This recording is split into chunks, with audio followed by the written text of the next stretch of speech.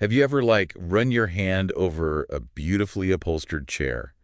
You know, one that just makes you want to sit down and relax? Yeah. I feel like we often just take those pieces for granted. We do. But behind every stitch and every curve, there's this whole world of craftsmanship and skill. Absolutely. And that's the world that we're diving into today. Upholstery. It's a fascinating world, too. Yeah. It really is. So to guide us through this whole intricate world of upholstery, we've got a stack of sources for this deep dive. Okay. We've got career guides. We've got insights into how technology is changing this field, which is kind of a surprise. Yeah. It's a really interesting mix. It is. So when we talk about upholstery, Okay. what exactly does an upholsterer do? What do they do? Yeah, is it A good question. more than just reupholstering like that old furniture that you might have? Oh, yeah. It's way more than that. Okay. Tell me about it. It's really much more than just cushions and fabric. Yeah. It's about Yeah. breathing new life into furniture. I like that. And it involves this really unique blend of artistry and engineering and problem solving all at the same time. And to guide us through this intricate world, we've got a stack of sources from career guides to insights into how technology is reshaping this surprisingly dynamic field. Okay. So tell me, when we talk about upholstery, what exactly does an upholsterer do? It's more than just reupholstering that old family heirloom, right? You're absolutely right. And upholsterers' work, I mean, you can find it everywhere, from the furniture in our homes Right. to the interiors of cars. Okay. And even Like in those specialized cushions, they use an orthopedic devices. orthopedic devices. That's fascinating. I never would have pictured that. Yeah, it's a side of upholstery a lot of people don't think about, Right? but they're masters of restoration and comfort. Wow. You know what I mean? Yeah. They really are. So they're ensuring Mm-hmm. that those devices Yeah. provide the proper support Yeah, and comfort. exactly. And that takes a specialized skill set. Yeah. But no matter what they're working on, all upholsterers, Okay. they share a common set of skills. They Mhm. install, repair, and replace upholstery. Right. They're really transforming ordinary objects into functional works of art. You painted quite a picture there. It is. It sounds like a lot more than just basic sewing skills are needed Yeah. to make it in this profession. You're right. You hit the nail on the head. It's a Right. career that demands Yeah. a very unique combination of creativity, technical expertise, and you've got to be strong. Okay. Physical strength. Wow. Upholsterers are working with their hands all day. Right. They use tools like industrial sewing machines, Right. staple guns. Okay. Staple guns with enough force to secure really thick fabrics. Yeah. And even specialized webbing stretchers, Wow. to create that perfect tautness. Right. And they need to really understand different materials, Yeah. from luxurious fabrics like velvet and leather Oh, yeah. to more modern, high-tech materials. Right. I Yeah. imagine working with all those different fabrics, Yeah. each with its own texture Yeah. and its own properties. Yeah. Right. Requires a keen eye It does. and the ability to kind of adapt to whatever you're working with. Yeah, it's true. Almost like a fabric surgeon. That's a great way to put it. Right. That's a fantastic way to put it.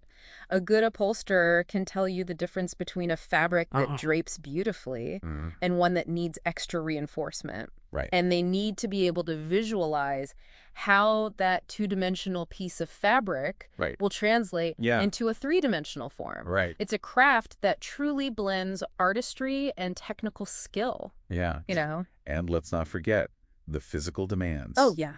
I It's imagine a big part of it. moving furniture around, Right. especially those larger pieces, Yeah. requires some serious stamina. You've got to be strong.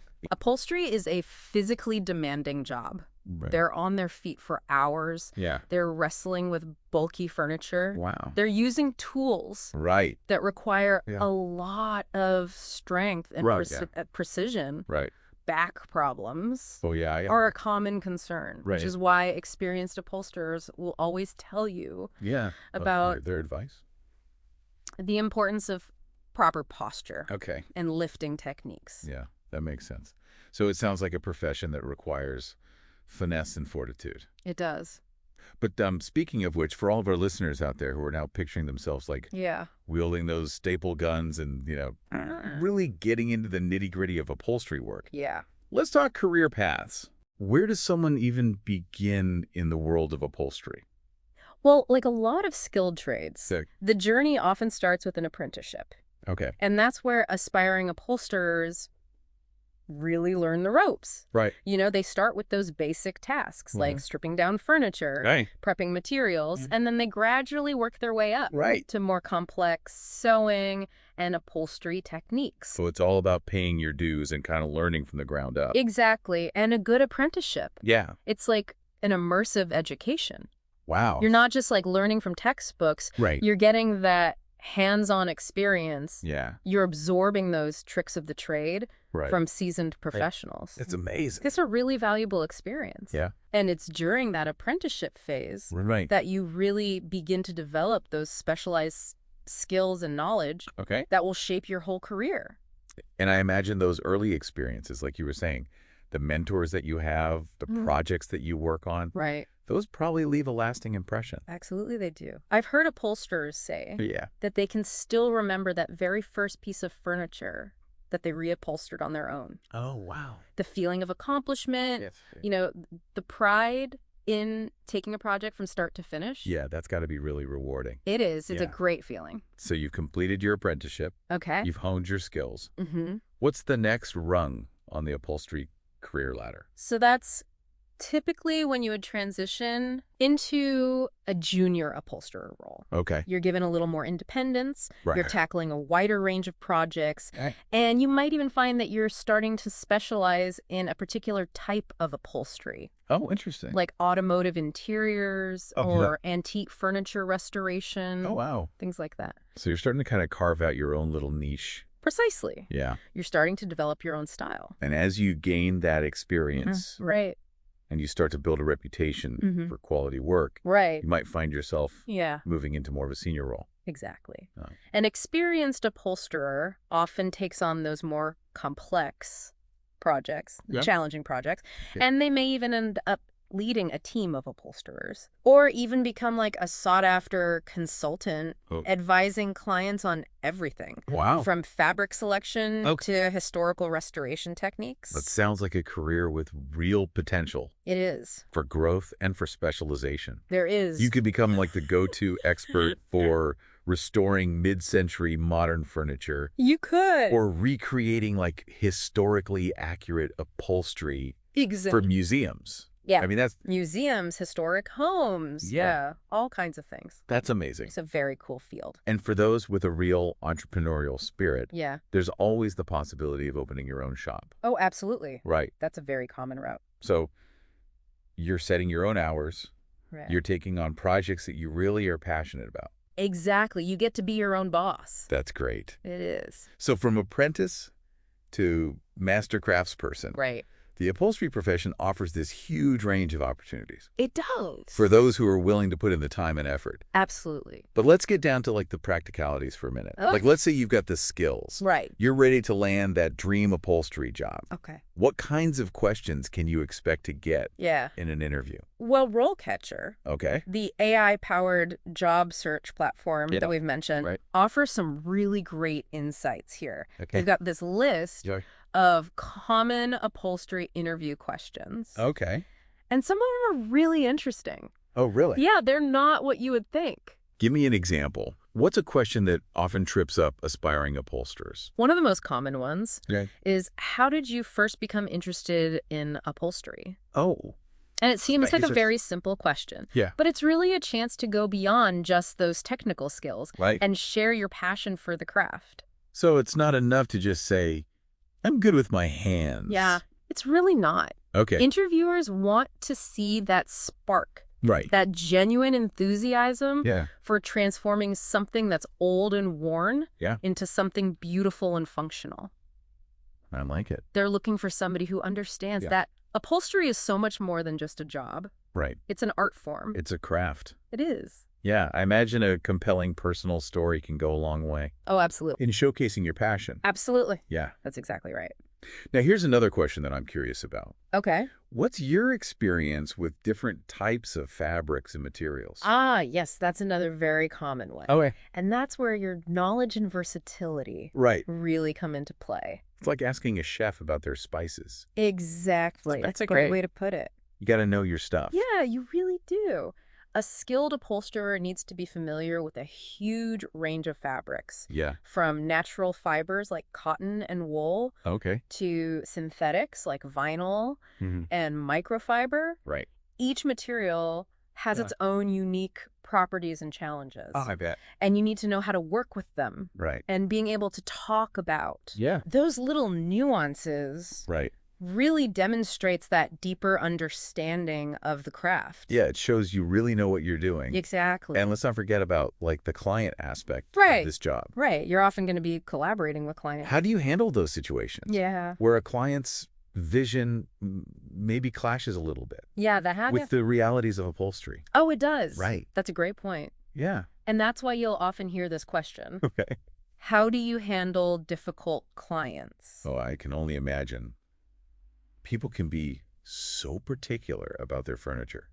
Oh, you're telling me. Right. But that question isn't about, like, Right. throwing your clients under the bus. Right. It's about Yeah. demonstrating your Yeah. problem-solving skills.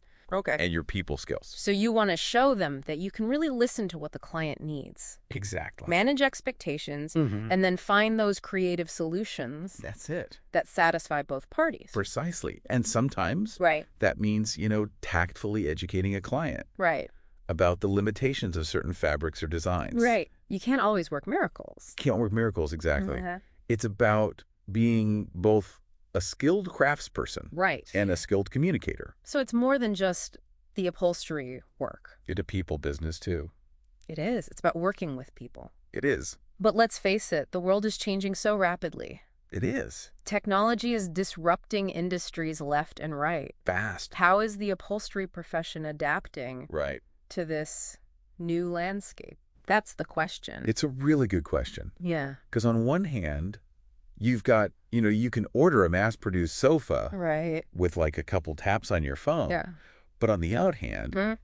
there's this growing appreciation, it seems, Yeah. for unique handcrafted pieces. Absolutely. Things with character, things with a story. That's right. So how does that all play? So it's interesting because you're right. You can get those mass-produced things so easily now. Right. But it seems like that's actually fueling Okay. a bigger desire for individuality. Yeah. For pieces that stand out. And Right. that's where these skilled upholsterers Right. come in. Because they can create something unique. Exactly. They can create these custom pieces. Yeah. They can breathe new life into vintage furniture. Right. So it's like a counter movement. It really is. It's pushing back against all of that sameness. Yeah, it's that desire Yeah. for something that's unique. Right. Something that's got a story behind it. Right. And it's yours. Exactly. It reflects your personality, Mhm. your style. It's personal. And who better to do that than an upholsterer Right. who really understands design and fabric and craftsmanship? They get it.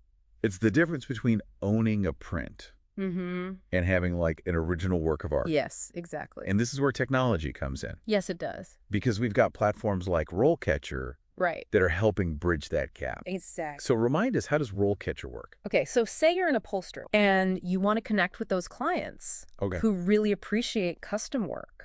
Right. RoleCatcher uses AI to analyze your skills, your experience, Right. your portfolio even, Wow. and it connects you Right. with those clients or even potential employers. So it's like a high-tech matchmaking service It is. for the upholstery world. It's a great way to describe it. It cuts through all the noise It does. of those traditional job boards. It really does. It puts your craft Mm-hmm. right in front of the people Yep, who will appreciate it. that's it. But it goes beyond that. It does. It analyzes job descriptions. Mm-hmm. It can tell you what skills you might need to kind of brush up on You got it? to stay competitive. Mm. It can even help you like tailor your resume Yes. and your online presence It can. to really attract the right opportunities. It helps you put your best foot forward. That's amazing. It is. So even in a traditional field like upholstery, Right. technology is really changing things. It's a powerful tool. Yeah.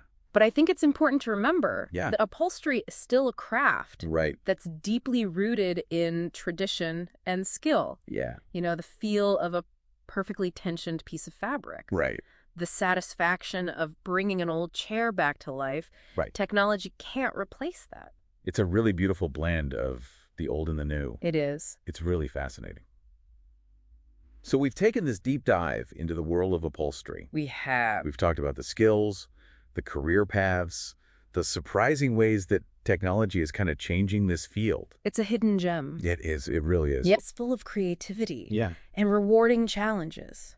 So for our listeners who are now looking at that worn-out armchair, Right. maybe in the corner, Yeah. with some newfound curiosity, Yeah.